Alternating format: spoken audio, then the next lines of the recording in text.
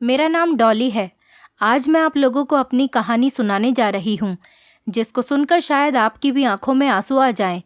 मैं 18 साल की थी जब मेरे माता पिता को मेरी शादी की फिक्र हो गई थी, जबकि अभी तक मैंने अपनी पढ़ाई भी पूरी नहीं की थी। अभी तो मैं सिर्फ हाई स्कूल ही कर रही थी। मैं गाज़ियाबाद में रहती थी। हमारा कोई रिश्तेदार नहीं था, क्योंकि मेरी माँ की शादी गाँव में हुई थी। मेरे माता पिता के रिश्तेदार वहीं पर रहते थे। काफ़ी सालों पहले ही मेरे पिता अपना गांव छोड़कर गाज़ियाबाद आ गए थे, क्योंकि मेरी माँ को गांव में रहने की आदत नहीं थी। मेरी माँ का मायका दिल्ली के आसपास का ही था और उनकी शादी गांव में हो गई थी, इसलिए मेरी माँ का दिल गांव में नहीं लगता था। मेरे पैदा होते ही उन्होंने गांव छोड़ दिया था। मेरे पिता गाज़ियाबाद में एक फैक्ट्री में मजदूरी किया करते थे। पिताजी की कमाई से बहुत ज़्यादा पैसे तो नहीं आते थे, लेकिन जितने भी आते थे हमारा घर का गुजारा अच्छे से हो जाता था। मैं अपने माता पिता की इकलौती औलाद थी।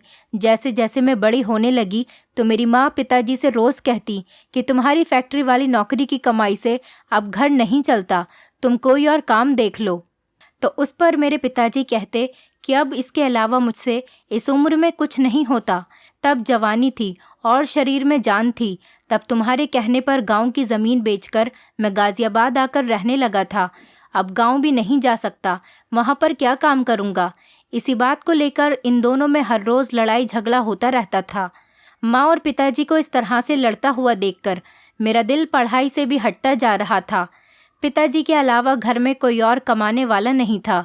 मेरे पिता बेचारे अकेले ही इतनी मेहनत किया करते थे। मेरा दिल चाहता था कि मैं अपने पिता की मदद कर सकूं, लेकिन जब भी मैं कोई काम करने का कहती, माँ मुझे साफ इनकार कर देती कि बस अब मुझे तुम्हारी शादी करनी है। मुझे अपने पिता की बूढ़ी हड्डियों पर बहुत तरस आता था। मेरा दिल चाहता था कि मैं अपने पिता की मदद कर सकूं, लेकिन माँ के आगे हमेशा ही मैं मजबूर हो जाती थी। हमारे गांव में शादी थी और हमें वहां से इनविटेशन आया था। हमारे जितने भी रिश्तेदार थे सारे गांव में ही मौजूद थे। शादी मेरे बुआ के बेटे की थी, इसलिए वहां पर जाना भी ज़रूरी था। हम लोगों ने शादी में जाने की तैयारियां शुरू कर दी थीं। हमने अपनी पैकिंग भी कर ली थी। माँ पिताजी से कहने लगी कि इस बार गांव चलकर हमें अपनी बेटी डोली का रिश्ता भी तय कर देना है। वहां पर जाकर तुम्हें हमारी बेटी के रिश्ते की बात चलानी है। वहां जाकर कोई अच्छा रिश्ता मिल जाए तो बात पक्की कर देना। मुझे अपनी माँ की ये बात सुनकर बहुत हैरत हो रही थी। वो खुद तो सारी ज़िंदगी काम छोड़कर शहर में आकर रह रही थी और मेरे लिए वो गांव में रिश्ता ढूंढने जा रही थी। मैं अभी शादी नहीं करना चाहती थी। मैं पढ़ना चाहती थी। मैं चाहती थी कि मैं अपने पिता की परेशानियों को ख़त्म कर सकूं और कुछ बनकर हमारी ज़िंदगियों को आसान बना सकूं। मेरे पिता भी इस बात के लिए राज़ी हो गए थे।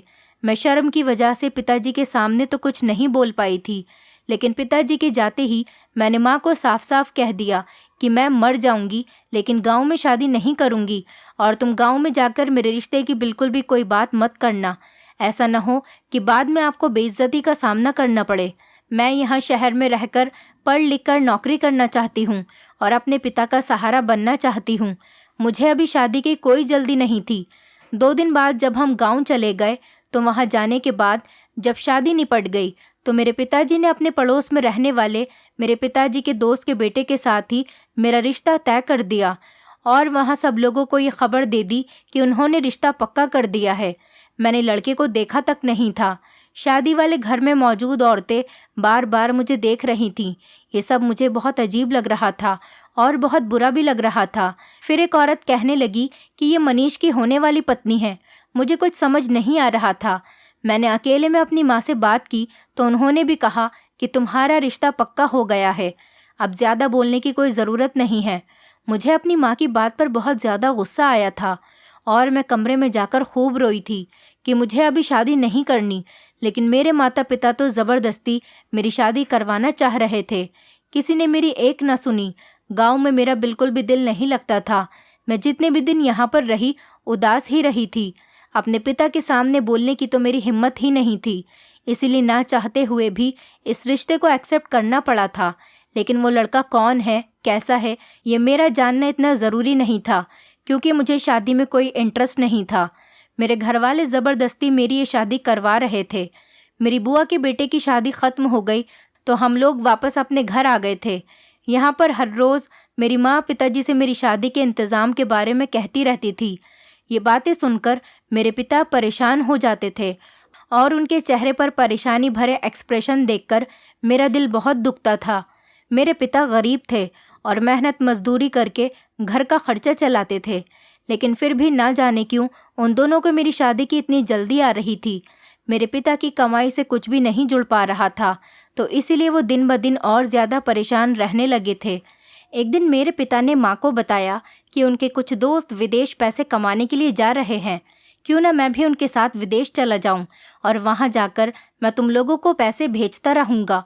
तुम मेरी बेटी का दहेज जोड़ लेना। मैंने जब पिताजी की ये बात सुनी तो मैंने फ़ौरन ही उनको विदेश जाने के लिए मना कर दिया कि पिताजी को इस उम्र में किसी की भी खातिर बाहर जाने की कोई ज़रूरत नहीं है। अगर वो लोग मुझे एक्सेप्ट करना चाहते हैं तो ऐसे ही करें। अगर दहेज लेकर शादी करना चाहते हैं तो मैं आप लोगों के घर में ही ठीक हूँ, मुझे नहीं जाना शादी करके। ये सुनकर माँ को गुस्सा आ गया और वो मुझसे कहने लगी कि तू कौन होती है बड़ों के बीच में बोलने वाली। पिताजी ने माँ को चुप कराया और मेरे करीब आकर मेरे सर पर हाथ रखा और मुझे समझाने लगे कि बेटी की शादी करना तो हर माता पिता का फ़र्ज़ होता है, इसलिए माता पिता अपनी बेटी को ज़रूरत का सामान दहेज के रूप में देते हैं। तुम डरो मत और मेरी फ़िक्र मत करो, मैं 1-2 साल में वापस आ जाऊंगा।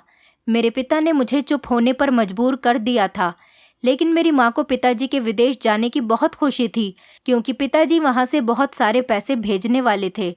कुछ दिनों बाद ही पिताजी के विदेश जाने की तैयारी पूरी हो गई थी। गांव से भी कुछ लोग आए थे जो पिताजी के साथ विदेश जा रहे थे। सब लोग मिलकर विदेश के लिए रवाना हो गए थे। पिताजी को इतने सालों के लिए जाता हुआ देखकर मेरी आंखों से आंसू नहीं रुक रहे थे। मैं अपने पिता से बहुत प्यार किया करती थी। कहते हैं ना कि बेटियां तो पिता की लाडली होती हैं, कुछ ऐसा ही मेरे साथ भी था। मैं अपने पिता की लाडली थी और इस दुनिया में सबसे ज़्यादा प्यार मैं अपने पिता से करती थी और वो भी मुझसे बहुत प्यार करते थे।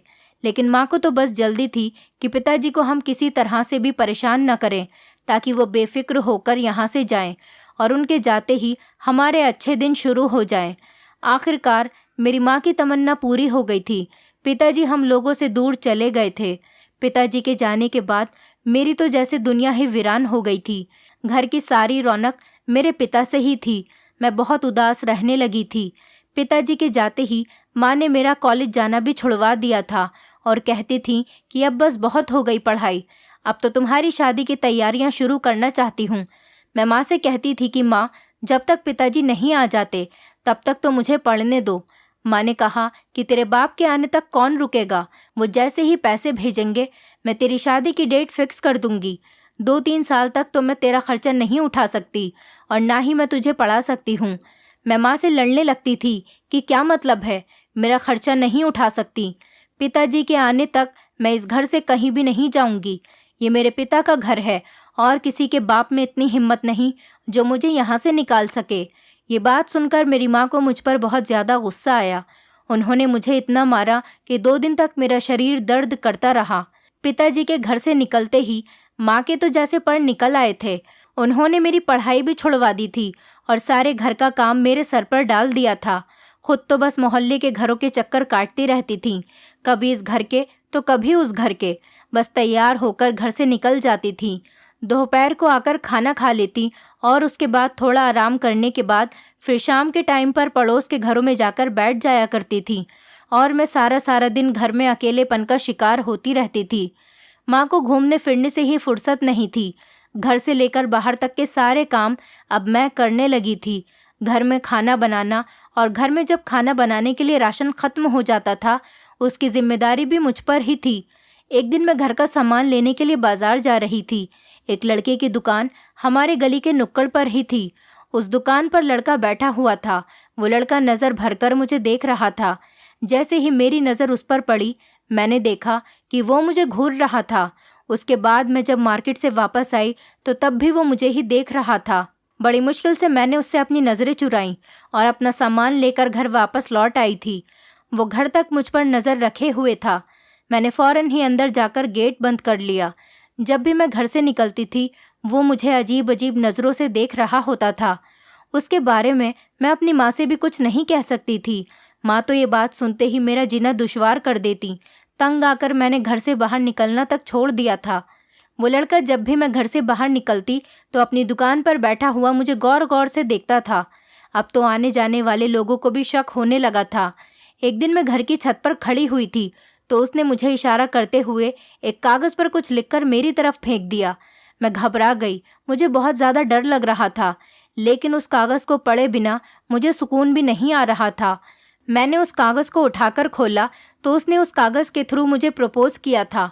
उसमें लिखा हुआ था, मैं कोई बुरा लड़का नहीं हूँ, बस तुम मुझे इतनी पसंद आ गई हो कि दिल के हाथों मजबूर होकर मैंने ये कदम उठाया है। एक बार बात करने का मौका दे दो, अगर फिर तुम जो कहोगी मैं वो करूँगा। मैं तुम्हारी खातिर कुछ भी करने के लिए तैयार हूँ। मैंने सोचा इससे जान छुड़ाने का कोई और अच्छा तरीका नहीं है। मैंने सोचा उसे बता दूंगी कि मेरी एंगेजमेंट हो चुकी है तो उसका दिल खुद ही टूट जाएगा और वो मायूस होकर यहाँ से चला जाएगा और मेरा पीछा भी छोड़ देगा। मैंने एक दिन माँ के घर से निकलते ही मौका पाकर उसे इशारे से घर के अंदर बुला लिया और उसके अंदर आते ही मैंने झट से दरवाजे को अंदर से बंद कर लिया। वो तो बुरी तरह से काँप रहा था। मैं लड़की थी, लेकिन मुझसे ज़्यादा उसे डर लग रहा था। मैंने उसे रिलैक्स होने को कहा और कहा कि बताओ तुम मुझसे क्या बात कहना चाहते हो। तो उसने कहा कि जिस दिन से उसने मुझे देखा है दिल के हाथों मजबूर होकर रह गया है। न दिन को सुकून मिलता है न रात को चैन। रात रात भर इसी इंतज़ार में गुजार देता है कि कब दिन निकले और वो मेरा दीदार कर सके। उसने कहा कि डॉली, मुझे गलत मत समझना, मैं तुम्हारा नाम और तुम्हारे बारे में अच्छी तरह से जानता हूँ। मैं कोई धोखेबाज और झूठा इंसान नहीं हूँ, लेकिन मोहब्बत तो मोहब्बत है, हो ही जाती है, और जिससे हो जाती है इंसान उसके हाथों मजबूर हो जाता है। मैंने उससे कहा कि तुम मेरे बारे में सब कुछ जानते हो, लेकिन शायद ये नहीं जानते कि मेरा रिश्ता लगा हुआ है। मेरी शादी मेरे पिता के दोस्त के बेटे के साथ हो रही है और मैं यहाँ से शादी होने के बाद गाँव चली जाऊँगी। मेरा ससुराल गाँव में ही है। मैं अपने माता पिता की इज्जत का बहुत ख्याल करती हूँ। तुम्हें किसी के सहारे पर नहीं रखना चाहती ताकि मैं तुमसे किसी तरह का झूठ बोलूँ, और कुछ दिन के लिए तुमसे रिलेशनशिप बनाकर मैं तुम्हें धोखा नहीं देना चाहती। ये सब सुनकर वो थोड़ा सैड हो गया था, लेकिन मेरा सच बोलने से वो बहुत ज़्यादा खुश हुआ था। उसने बताया कि ये नुक्कड़ वाली दुकान उसके पिता की है। कभी कभी वो उस दुकान पर बैठ जाता है और वही उसका घर भी है। उसने बताया कि मेरे परिवार में मैं और सिर्फ मेरे पिता हैं। हम दोनों इसी दुकान से अपना गुजर बसर करते हैं, लेकिन हम दोनों की ज़िंदगी बहुत अच्छी गुजर रही है। मेरी शादी हो जाएगी तो शायद घर में कोई औरत आ जाएगी। मेरी माँ काफ़ी सालों पहले गुजर चुकी है और मेरी बहन की शादी भी 2 साल पहले ही हो गई। उसने कहा कि ज़िंदगी में अगर कभी भी कोई काम या कोई ज़रूरत हो तो तुम मुझे ज़रूर याद करना। भले ही तुम मेरी किस्मत में तो नहीं हो, लेकिन मेरे दिल में हमेशा रहोगी। मैंने उसकी फीलिंग्स की कदर की और वो बेचारा थोड़ी देर के बाद मेरे घर से खुद ही चला गया था। हम दोनों के बीच बहुत रेस्पेक्ट के साथ बात हुई थी। वो मुझे आम लड़कों से बिल्कुल अलग लगा था। मैं जब उसे गली में खड़ा हुआ देखती थी तो समझती थी कि वो कोई आवारा या फिर लोफर टाइप का लड़का होगा जो मेरे पीछे पड़ा हुआ है, लेकिन उसके साथ बात करके मुझे एहसास हुआ था कि सच में मुझसे कोई इतनी मोहब्बत भी कर सकता है। ये सब सोचकर मेरी भी आंखें भर आई थी, और जब जाते टाइम वो मुझे गुड बाय बोलकर गया तो मैंने उसकी आंखों में भी आंसू देखे थे। वो मुझे सच्चे दिल से चाहने वाला इंसान लगा था और इतने अच्छे इंसान को गंवाने का मुझे बहुत दुख हुआ था। इसके बाद भी जब मैं घर से किसी काम के लिए निकलती थी तो वो मुझे अपनी दुकान में बैठा हुआ दिख जाता था। उसके दुकान के आगे से निकलते हुए मुझे भी अपनी आंखों पर काबू करना नहीं आता था। मैं किसी न किसी बहाने उसे निगाह उठाकर देख ही लेती थी। जब मैं उसे देखती थी तो वो मेरे दिल की गहराइयों तक उतर जाता था। वो बहुत ही अच्छा लड़का था और शरीफ था। उस दिन के बाद उसने कभी मुझे तंग नहीं किया था और ना ही कभी उस दिन के बाद उसने मुझसे दोबारा बात करने की कोशिश की थी। बस कभी कभी हम दोनों की नज़रें एक दूसरे की नज़रों से मिल जाया करती थी। जाने अनजाने मुझे भी पता नहीं चला कि कब मैं भी उसको पसंद करने लगी थी और मेरे दिल में भी उसके लिए मोहब्बत जागने लगी थी। लेकिन पिता की इज्जत की खातिर मैंने अपनी फीलिंग्स पर कंट्रोल किया। मुझे सिर्फ और सिर्फ अपने पिता की इज्जत की परवाह थी। मेरे पिता दूसरे देश में मेरे लिए मेहनत कर रहे थे। मैं उनकी इज्जत पर कैसे आँच आने दे सकती थी। इसीलिए मैंने अपने दिल को संभाल लिया था कि वो मुझे कितना भी चाहता हो और अच्छा लगता हो, लेकिन मेरी किस्मत मेरे पिता के फैसले की मोहताज है। फिर कभी मेरी ना उससे बात हुई और ना ही ज़्यादा मैंने जान पहचान बढ़ाई। बस आंखों ही आंखों में आंखों की ज़रूरत पूरी होती रही। इसी तरह से अगले 4 महीने तक ऐसा ही चलता रहा और 4 महीने बाद पिताजी ने विदेश से काफ़ी सारा सामान और मेरे दहेज के लिए काफ़ी सारे पैसे भी भेज दिए थे। मेरी माँ ने अकेले ही मेरी शादी करने का फैसला कर लिया था और मेरी ससुराल में कह दिया था कि वो कुछ लोगों को लेकर मेरे घर बारात लेकर आ जाएं। मैंने अपनी माँ को ये शादी करने के लिए बहुत रोका कि पिताजी के आने से पहले मुझ पर ये जुल्म मत करो, मुझे अपने माता पिता के आशीर्वाद के साथ विदा होना है। लेकिन मेरी माँ ने मेरी एक नहीं सुनी। कुछ दिन बाद गांव से कुछ लोग आकर शादी की डेट फिक्स करके चले गए। मैंने अभी तक लड़के की फ़ोटो तक नहीं देखी थी और दिन रात में रोती रहती थी। माँ ने पिताजी से कहकर अपना फ़ैसला ज़बरदस्ती मनवा लिया। पिताजी ने फ़ोन पर बात की और शादी के लिए राज़ी होने को कहा। पिताजी मुझसे कहने लगे, मेरा आशीर्वाद हमेशा मेरी बेटी के साथ रहेगा। मैं हमेशा अपने पिता की बात के आगे झुक जाती थी और इस बार भी पिताजी के कहने पर मैं चुप ही रही थी और उनकी बात को मैंने मान लिया था। शादी की तैयारी बढ़ती गई। धीरे धीरे मेरा दम घुटने लगा था। कोई भी ऐसा इंसान नहीं था जो मेरी साइड ले सकता, जो मुझे तसल्ली देता। मेरी माँ तो बस हर टाइम शॉपिंग करने में ही लगी रहती थी। वो पिताजी की कमाई को दोनों हाथों से लुटाने में लगी हुई थी। कुछ कपड़े मेरी शादी के लिए बनाती तो अपने लिए उससे डबल कपड़े लेकर आती थी। माँ ने पड़ोस में शादी का इनविटेशन भी देना शुरू कर दिया था और उन्हीं औरतों को अपने साथ शॉपिंग पर लेकर जाती थी। मेरी माँ ने मेरी कोई भी ख्वाहिश नहीं पूछी थी कि मुझे क्या पसंद है, मैं क्या अभी ससुराल लेकर जाना चाहती हूँ, कुछ भी नहीं। बस वो मेरे सारे काम अपनी मर्जी से ही कर रही थी। वो बहाने से शॉपिंग पर निकल जाती थी और अपनी दोस्तों के साथ होटल में खाना खाकर आती थी। पिताजी का पैसा माँ को बहुत अच्छा लग रहा था। माँ जब अपनी दोस्तों पर पैसे खर्च किया करती थी तो उनकी दोस्तें माँ को और भी ज़्यादा इज्जत देने लगी थी। माँ इस बात से बहुत खुश हो जाया करती थी। मैं माँ को समझाने लगी थी तो वो मुझे डांट कर चुप करा देती थी कि तेरे पिता सारी मेहनत सिर्फ तेरे अकेले के लिए ही तो नहीं कर रहे। मैं उनकी पत्नी हूँ, सबसे पहले उनकी कमाई पर मेरा हक बनता है। मेरी माँ ने अपने आप को बुरी तरह से बिगाड़ कर रखा था। उन्हें घर की और अपनी जवान बेटी की कोई चिंता नहीं थी।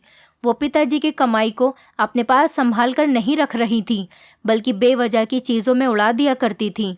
नए नए कपड़े बनाना, सहेलियों के साथ बाहर घूमने जाना, होटल में खाना खाना, ये सारे शौक उन्होंने बना लिए थे। माँ को मोहल्ले की औरतों से अपनी तारीफ़ सुनना बहुत अच्छा लगता था। माँ मुझे भी इसीलिए जल्द से जल्द शादी करके यहाँ से भेज देना चाहती थी ताकि वो बेफिक्र होकर आराम से अपनी ज़िंदगी सुकून से गुजार सके। मुझे लगता था जैसे वो मेरी सगी माँ नहीं बल्कि सौतेली माँ है। मैं अंदर से टूटकर रह गई थी। माँ ने थोड़े से कपड़े और थोड़ा सा सामान मेरे दहेज के लिए इकट्ठा कर लिया था। बस वो अपनी जिम्मेदारी से आज़ाद होकर बैठ गई थी। न बेटी को घर का काम सीखने में उसे नसीहत देती थी, न रहन सहन के तरीके सिखाती थी। हमेशा घूमने फिरने और मेकअप करने में ही लगी रहती थी। पिताजी के जाने के बाद माँ ने अपने आप को और भी ज़्यादा जवान बना लिया था। मेरी शादी की डेट फिक्स हो चुकी थी और धीरे धीरे मेरी शादी के दिन करीब आ रहे थे और मैं हर रोज़ चूल्हे पर जल रही थी। मेरी माँ ने मेरे सारे सपनों को चकनाचूर कर दिया था। मैं पढ़ लिख कर कुछ बनना चाहती थी, लेकिन शादी होने के बाद मेरे सारे शौक़ ख़त्म होने वाले थे।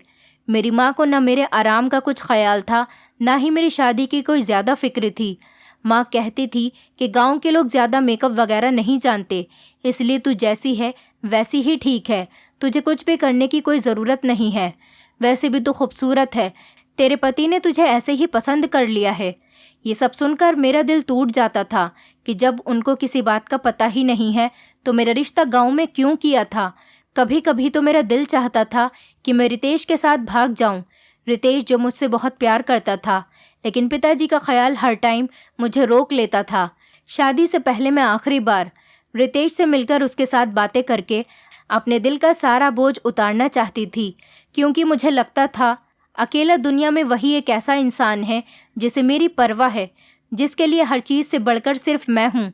एक दिन माँ के घर से जाने के बाद मैं भी घर में लॉक लगाकर चुपचाप रितेश की दुकान पर चली गई और मैं उसकी दुकान पर चढ़ गई थी। मुझे देखकर वो फ़ौरन उठकर खड़ा हो गया था। वो मुझे देखकर बहुत खुश हुआ था। उसके चेहरे की खुशी साफ बता रही थी कि वो मुझसे कितनी मोहब्बत करता है। फिर मैंने लेटर उसे दे दिया। उसमें लिखा हुआ था कि कल दोपहर के 3 बजे मुझे लेने आ जाना। मैं तुमसे दूर अकेले में कुछ बातें करना चाहती हूँ। वो लेटर उसने बिना पढ़े अपनी जेब में डाल लिया था और मैं वापस अपने घर चली गई। रोज़ माँ 3 बजे अपनी दोस्तों के साथ कहीं ना कहीं जाया करती थी। माँ घर से चली गई थी और मैं अकेली थी, इसलिए दिल के सारे बोझ उतारना चाहती थी। अगले दिन जब माँ चली गई तो उनके साथ ही मैंने घर के दरवाजे को अंदर से बंद कर लिया ताकि उन्हें लगे कि मैं घर के अंदर ही हूँ। जैसे ही 3 बजे रितेश अपनी बाइक के साथ गली में मौजूद था, मेरी नज़र उस पर पड़ी तो मैं मुस्कुरा गई। सामने वो भी मुझे देखकर मुस्कुरा रहा था। माँ तो घर से जा चुकी थी। अब मेरे पास अच्छा बहाना था। मैंने रितेश को इशारा करके रुकने के लिए कहा और अपने फेस को दुपट्टे से अच्छी तरह से कवर कर लिया था ताकि मुझे कोई पहचान न सके। वैसे भी माँ को तो अब शाम के टाइम ही वापस आना था। मुझे डर था कि कहीं कोई मुझे उसके साथ पहचान न ले, इसलिए मुझे अपना चेहरा छुपाना ज़रूरी था। मैं थोड़ी दूर पैदल चलकर जाने के बाद उसके साथ बाइक पर बैठ गई। ज़िंदगी में पहली बार मैं किसी अनजान लड़के के साथ बाइक पर बैठी थी। उसने बाइक स्टार्ट करते टाइम मुझसे संभल कर बैठने को कहा और मैंने अपना एक हाथ उसके कंधे पर रख लिया था। वो बहुत खुश हो गया था और फिर हम बहुत दूर तक चलते जा रहे थे। थोड़ी देर के बाद उसने बाइक एक रेस्टोरेंट के सामने रोक दी। उसके बाद हम रेस्टोरेंट के अंदर चले गए। वहाँ पर काफ़ी सारे लोग बैठे हुए थे, लेकिन कोई भी हमें नहीं जानता था। हम दोनों एक कोने की जगह पर चेयर पर बैठ गए और रितेश ने 2 कोल्ड ड्रिंक ऑर्डर कर दी। काफ़ी देर तक तो हम दोनों खामोशी से बैठे रहे। न हम दोनों में कोई रिश्ता था, न ही किसी तरह के रिश्ते की कोई उम्मीद थी, लेकिन फिर भी हम दोनों साथ निकल आए थे क्योंकि कुछ भी नहीं था, लेकिन दोनों के दिलों में मोहब्बत फिर भी थी। वेटर भी इतनी देर में कोल्ड ड्रिंक लेकर आ गया था। रितेश ने मुझसे कहा कि अगर तुम कुछ और खाना चाहती हो तो मैं तुम्हारे लिए ऑर्डर कर देता हूँ। मैंने कहा नहीं, मैं कुछ नहीं खाना चाहती। हम दोनों की बात इसी तरह से शुरू हुई थी। मैंने कहा कि रितेश, शायद ये इस तरह से आज हमारी पहली और आखिरी मुलाकात होगी और फिर 4 दिन बाद मैं हमेशा के लिए किसी और की बन जाऊंगी। लेकिन इससे पहले मैं अपने दिल का बोझ उतारना चाहती थी और तुम्हें सच्चाई बताना चाहती थी कि तुम्हारी मोहब्बत सिर्फ एक तरफा नहीं है। रितेश, तुम्हारी मोहब्बत में इतनी ताकत थी कि मैं भी तुमसे मोहब्बत करने पर मजबूर हो गई हूँ, लेकिन किस्मत ऐसी है कि तुम मेरी ज़िंदगी में मेरा रिश्ता हो जाने के बाद आए हो।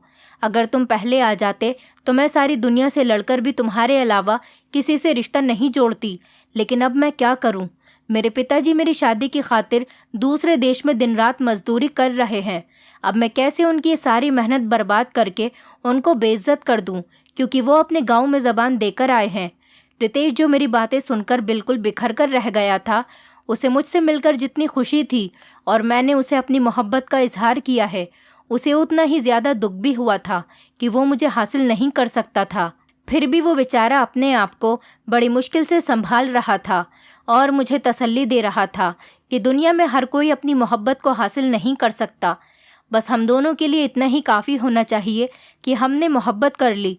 ये बात सुनकर मैं टूटकर रोने लगी थी। वो मुझे चुप करने की 1000 कोशिश करता रहा और फिर खुद भी रो पड़ा था। उस दिन हमने ज़िंदगी की बहुत सारी बातें एक दूसरे से शेयर की थी और इस वादे पर एक दूसरे से अलग हुए थे कि ज़िंदगी में अगर कभी भी हम दोनों को एक दूसरे की ज़रूरत पड़ी तो कहने से कभी भी नहीं घबराएंगे। उसने मुझसे कहा कि जितना भी वक्त गुजर जाए, हमेशा तुम्हारी ज़रूरत मेरी पहली जिम्मेदारी होगी। कुछ दुख, कुछ हंसी, कुछ मजाक की बातें करते हम दोनों ने वो दिन बहुत अच्छे तरीके से गुजारा था। वहीं रेस्टोरेंट में बैठकर हम दोनों ने खाना भी खाया था और फिर वो मुझे घर छोड़ने आया था। मेरा बहुत मन कर रहा था कि एक बार वो फिर से अंदर आ जाए, लेकिन इस बार वो नहीं माना था और मुझे छोड़कर ही चला गया था।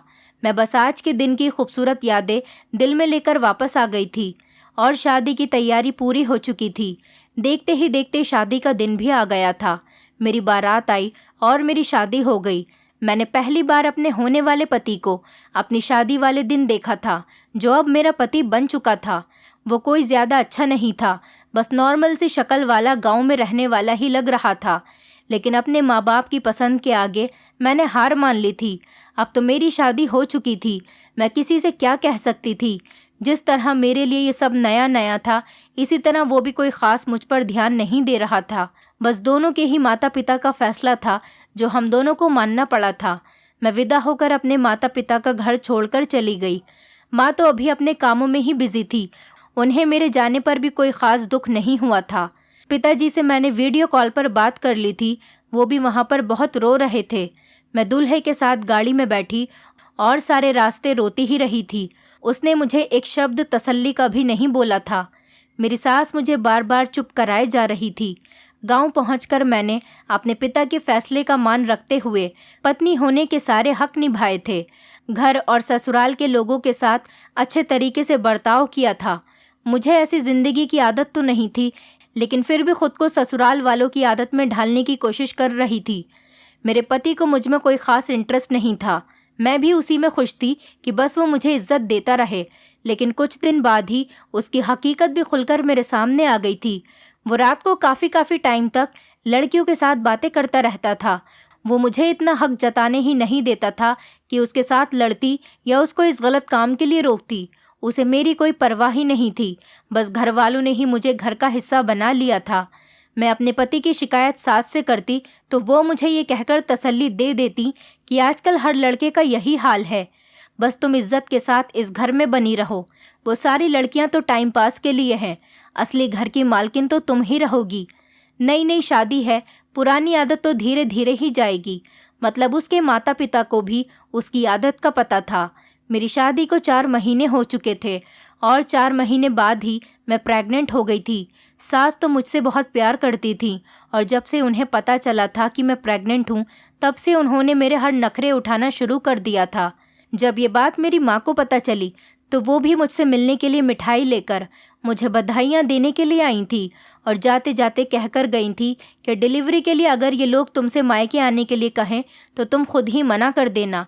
कह देना वहाँ पर मेरी माँ अकेली है, यहाँ पर तो तुम्हारा पूरा ससुराल भरा हुआ है, हर कोई जिम्मेदारी उठाने वाला है, वहाँ कौन है जो तुम्हें संभालेगा। मैं अपनी माँ की बात को अच्छी तरह से समझ गई थी। उनका मतलब था कि वो मुझे मायके आने से रोक रही थी।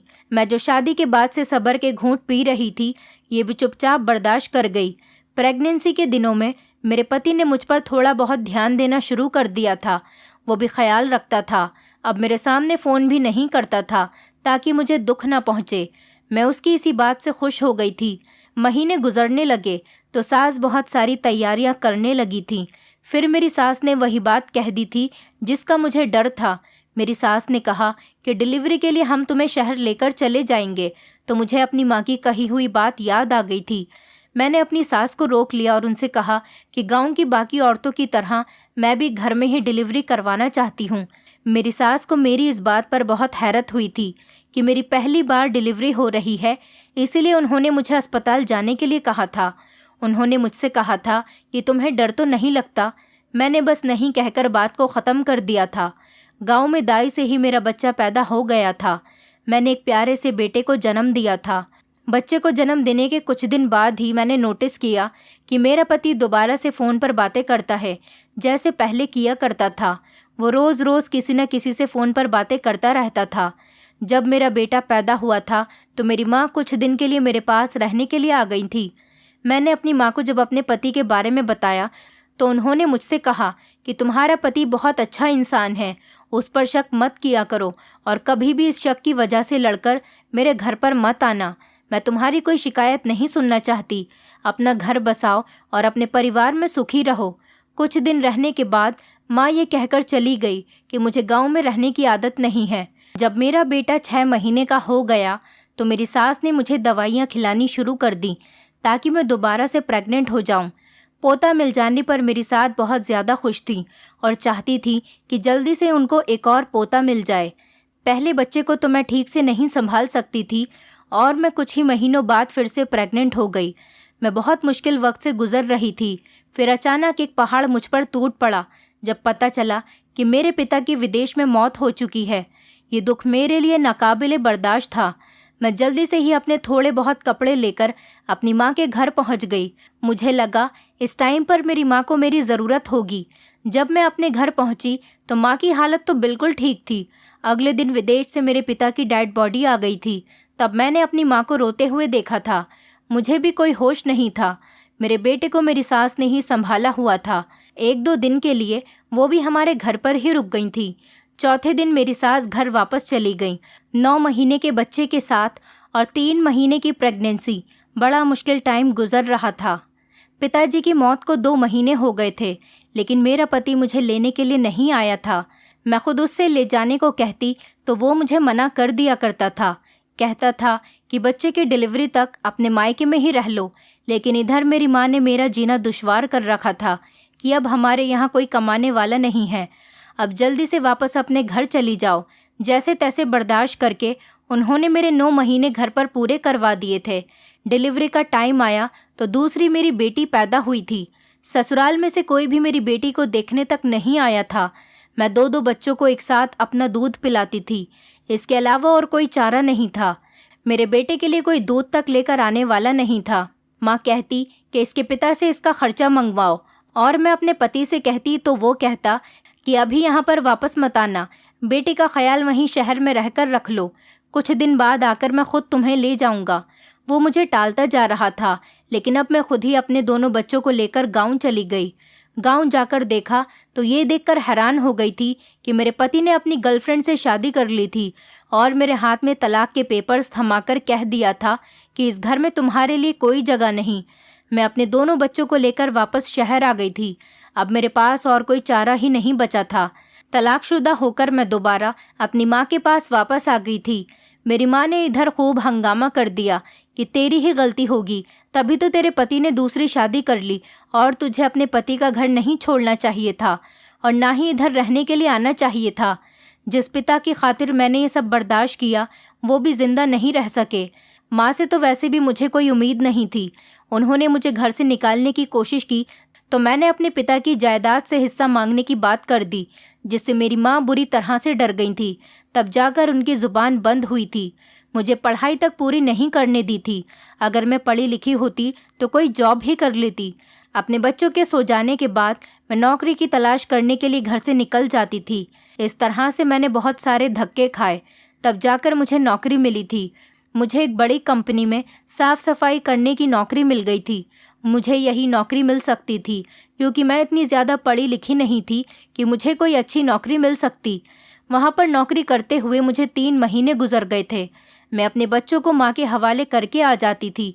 माँ मेरे बच्चों का कोई ख़ास ध्यान तो नहीं रखती थी, लेकिन जब उनको पैसों का लालच हुआ तो वो मेरे बच्चों का ख्याल रखने लगी थी। मैंने अभी तक कंपनी के मालिक को नहीं देखा था। एक दिन जब मैं मालिक के ऑफिस में सफाई करने गई तो ये देखकर हैरान रह गई कि कंपनी का मालिक और कोई नहीं बल्कि रितेश था। मैंने ऑफिस में रितेश की लगी हुई तस्वीर को देखा था।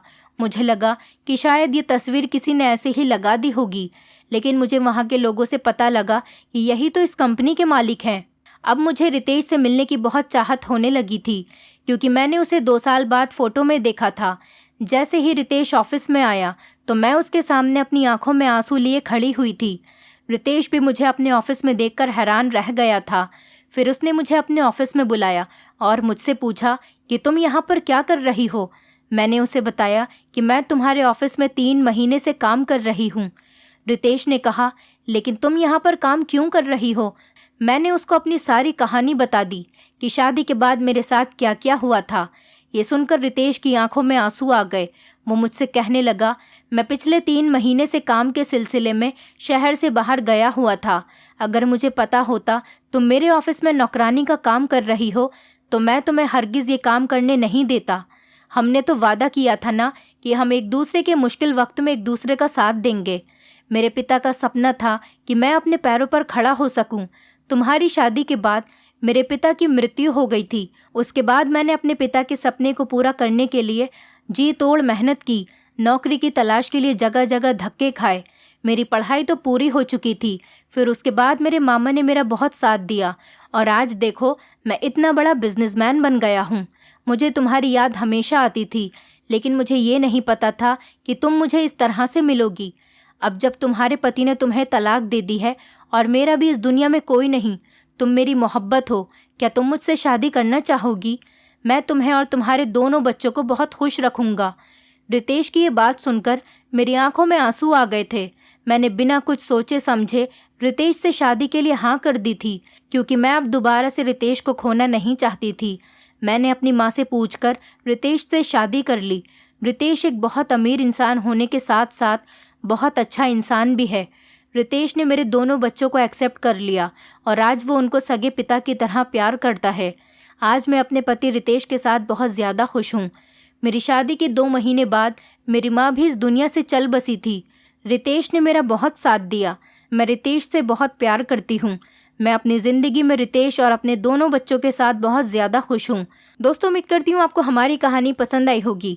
कहानी पसंद आई है तो वीडियो को लाइक करें, चैनल पर नए हैं तो चैनल को सब्सक्राइब करें और हाँ, नोटिफिकेशन बेल को ज़रूर दबाएं ताकि अगली अपडेट सबसे पहले आपको मिले।